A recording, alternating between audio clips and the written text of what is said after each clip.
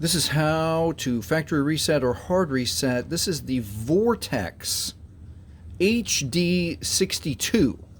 That's what it looks like. Let's get started. We're going to hold volume up and power. Volume up first, hold volume up first, then push power.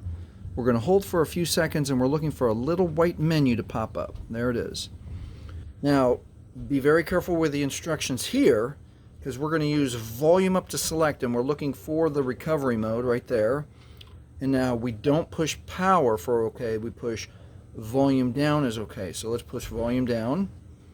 And it just takes a moment or two, and we'll see the no command fallen Android. Just wait patiently here. At the no command fallen Android, we're going to hold power and then quick touch volume up.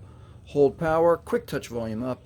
And now the Android recovery menu is here, and we can use volume to get to wipe data factory reset. Push OK now, power, and then confirm here. Wipe all user data. This cannot be undone.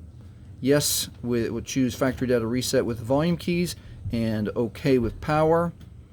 And you should be able to read here, data wipe is complete. And now you can safely reboot the system. And that is how you factory reset, hard reset your Vortex HD62.